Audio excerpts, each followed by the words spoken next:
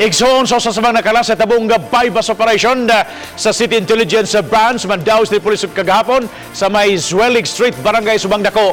May klaro nga ang usa sa mga namatay bao si Prince Jim Mapalo o dili si Prodel Jim Mapalo. So kwahi sa gipagawas nga report sa Mandaue City Police Office.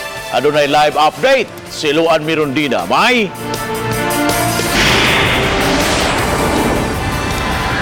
kun kagahapon atol sa pagbuto sa balita o sa pagproseso sa crime scene, gibutyag sa kapulisan nga ang usa sa mga nakalas mao si Prodel Jim Mapalo. Apan pipila ka oras human sa hitabo, nasayra nato pinaagi sa usa sa mga igsuon nga ang nakalas mao di ay si Prince Jim Mapalo ug kun ngano atong sayran pinaagi ni ining report.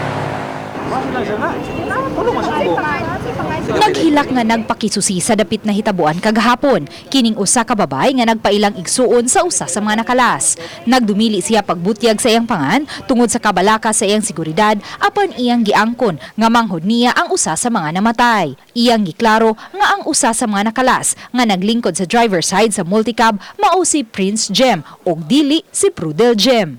Na may clarify nako kana si Prodel Jim, brother pud na nako siya. Gikuha na niya ang lisensya ni Prodel Jim, gikuha ni Prince Jim para makadrive siya. Kay wala man siya lisensya.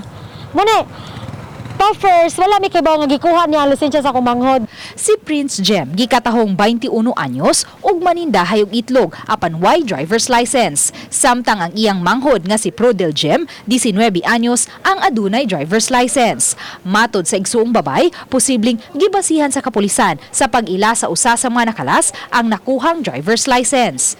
Gitaing na nako kumanghod dong, kuyugi ko, kay adto na tos kuya nimo kay tanaw nako siya dyan ang i-describe sa reporter nga nag-jersey, kay mao man kaniyang gisulugon niya, mao na te. O kuha sa dito mo lisensya pag sapatos ang kay kanang kuyugi ko ka do na to ang crime scene.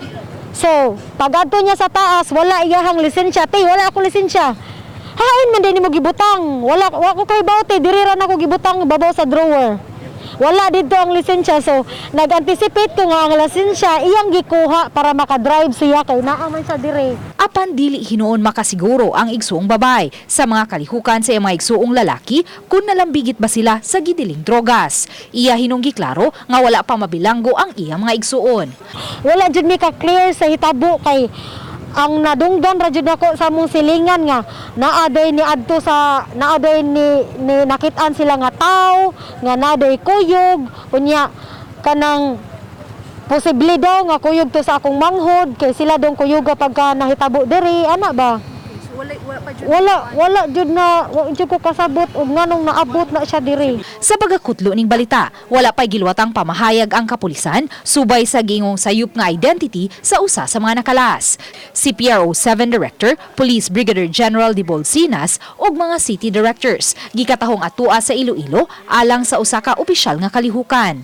Samtang sa gihimong pagsusi sa mga sakop sa scene of the crime operatives, nakuha ang napo kadagkong green plastic pack sa gituang shabu, laing dakong plastic pack og 12 kagagmayng sachet sa gituang shabu. Tulo usab kagagmayng sachet sa gituang shabu nga brown ang color. Usa ka caliber 45 pistol, usa ka 9mm KG9 submachine gun, usa ka caliber 38 ug usa ka caliber 22 Magnum nga pulos may mga bala. Mukabat sa 11.5 kilos ang illegal nga drogas nga nasakmit samtang gibanaban mo kantidad sa 78.2 million pesos. Sa interview kagahapon kang Police Colonel Jonathan Abella, iyang gibutyag nga usa ka dakong drug personality ang nakaengkwentro sa mga operatiba. Ang ilang kuan man gud follow-up operation nila based sa mga dinakpan diya sa Mandaue, gitudlo gyud na nasa Cebu ang ilang source. Uban Bob, atong nasayran karon lang yung hapon gikan sa Mandaue City Police Office nga kadtong mga nakalas downline kadto sa drug group nga igot no nga nagbase sa Dakbayan sa Sugbo. Katong nakalas Bob nga makita sa video katong natagak gikan sa multicab, nailhan kadto nga si Alfredo Sosa samtang katong nadangat sa Tambalanan ug later on nakabsan usab sa kinabuhi mao kadto si Roque Abellar nga taga A. Lopez, Cebu City. Kato si Alfredo Sosa gingong taga Barili kadto unya nalakip kato sa drugs watch list sa Barili unya na release kato sa bilangguan ni adto lang Disyembre sa miaging tuig. Ug so far Bob mao kana ang latest nga atong nahipos gikan dinhi sa gawas Bob. Thank you so much, Mai, sa imong live report.